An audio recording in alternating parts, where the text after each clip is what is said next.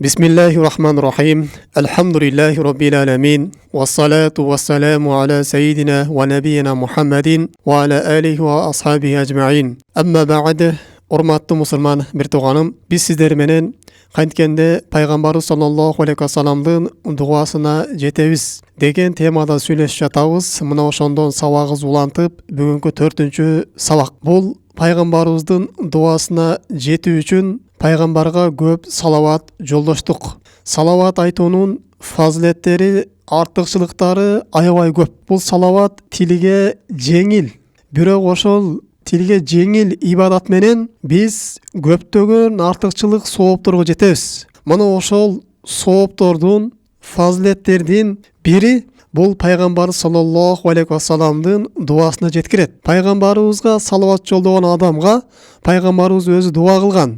Аллах Тааланын мына ушул пендеге сана айтуусуна, мына ушул пенденин кадыр баркын Аллах Тааланын астында көтөрүүсүнө, Аллах Таалага жакындатуусуна пайгамбарыбыз өзү дуа кылып кеткен. Аммар бини Ясиден келген хадисте пайгамбар саллаллаху алейхи ва саллям айтат: "Инна лиллахи таала малакан." Аллах Тааланын бир периштеси бар. "Атаху самана ибадин." Пенделердин сүйлөгөн сөздөрүн угууга ага кудурет берип койгон. Кайсы бир пенде мага салават жолдой турган болсо, илля аблагониха. Анын айткан салаватын ошол периште мага жеткирет дейт. Башка бир риваяттарда Аллах Таала бир периштени менин кабырыма коюп коет.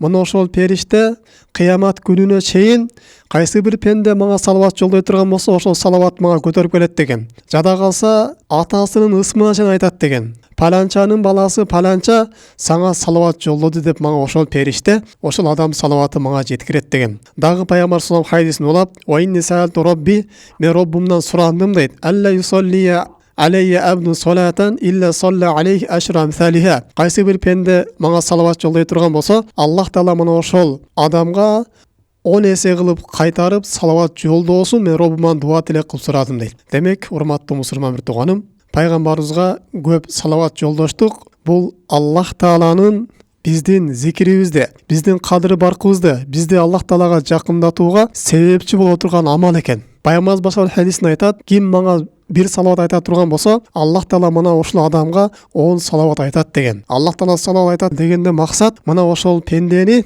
өз периштеринин астында мактайт. Мына ошол пенденин даражасын көтөрөт деген. Мына ошол пенде Аллах Таалага жакындатат деп айткан. Демек, урматтуу мусулман бир тууганым, бизде өтө чоң мүмкүнчүлүк бар экен. Салават айтып, биздин даражабыз Аллах Тааланын астында көтөрүлүүсүнө.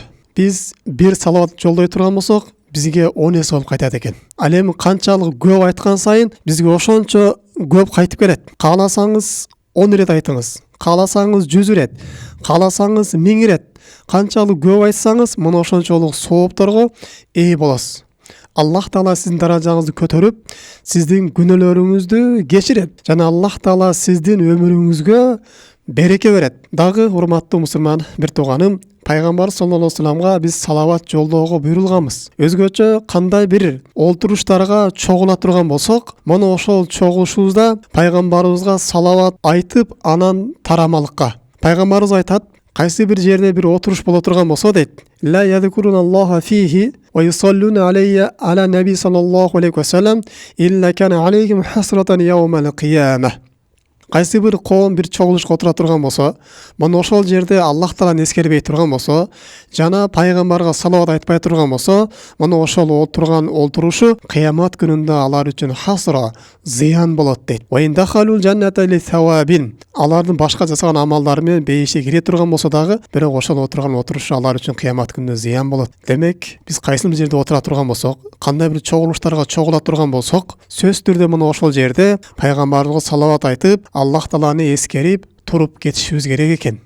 Агер андай кылбай турган болсок, кыямат күнүндө мына ушул отурушубуз бизге зыян алып келет экен. Дагы, урматтуу мусулман бир тууганым, пайгамбарыбызга салават жолдоштук бул пенденин дуасынын кабыл болушуна себепкер болот. Кандай бир дуа болбосун, мына ушул дуада пайгамбарыбызга салават айта албай турган болсо, бул дуа Аллах Тааланын астына көтөрүлүп барбастан асманда илинип калат деген. Качан пайгамбарга салават жолдой турган болсо, мына ошондо гана жанагы дуа Аллах Тааланын астына көтөрүлүп барат деп пайгамбар саллаллаху алейхи ва саллям эскерген.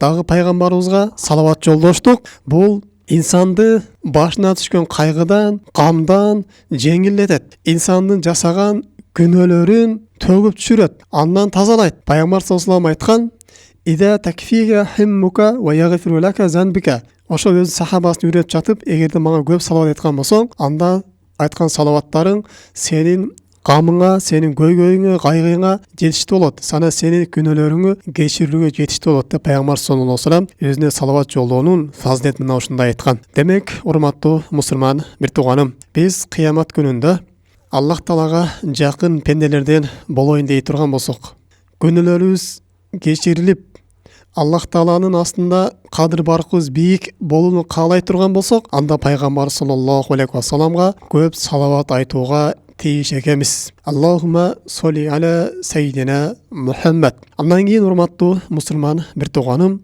пайгамбарыбыздын дуасына жеткирүүчү амалдардан, өзгөчө кыямат күнүндө пайгамбарыбыздын дуасын алып келүүчү амалдардан бул пайгамбарыбыздын шафаатына жеткирүүчү амалдарды аткарыштык. Пайгамбарыбыздын шафаатына жетүү, шафааты пайгамбар саллаллаху алейхи вассаламдын бул кыямат күнүндөгү сизге кылган дуасы болот.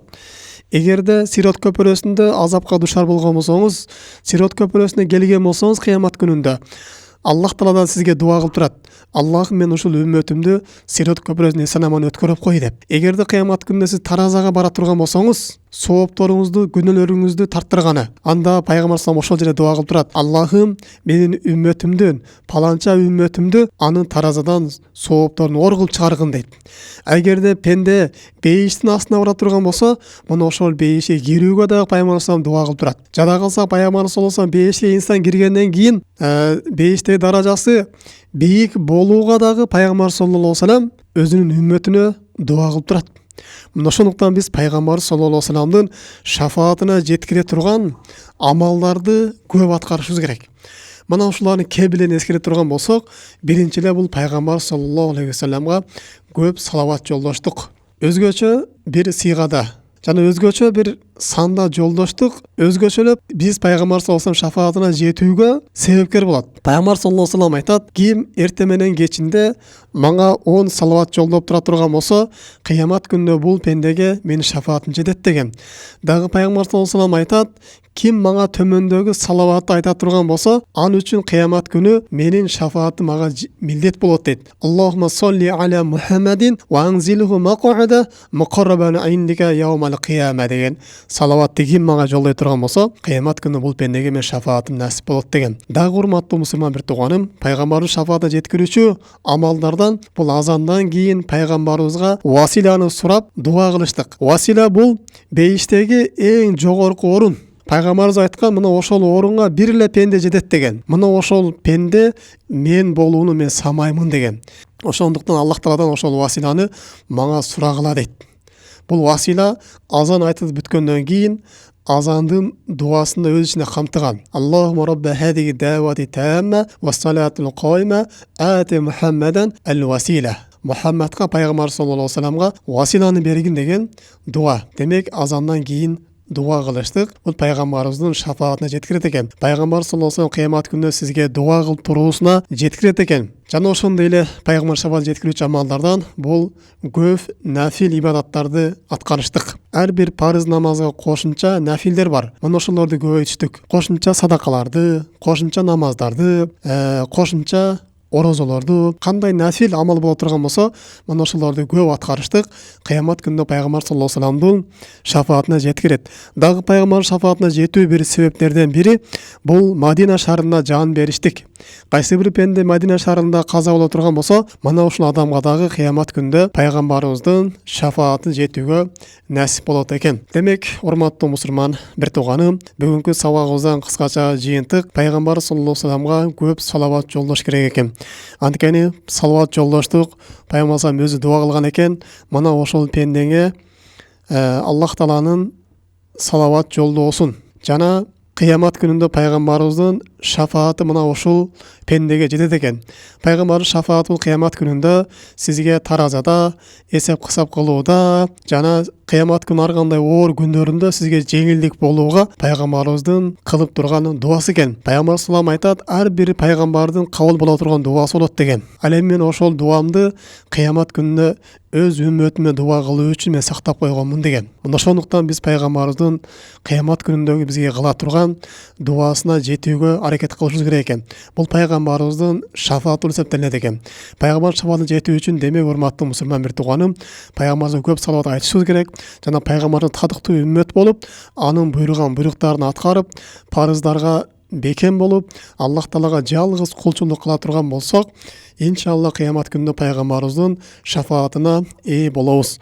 Субханака Аллахумма бихамдик, ашхаду ан ла илаха илля анта, астагфирука ва атубу илейк. Ассаламу алейкум ва рахматуллахи ва баракатуху.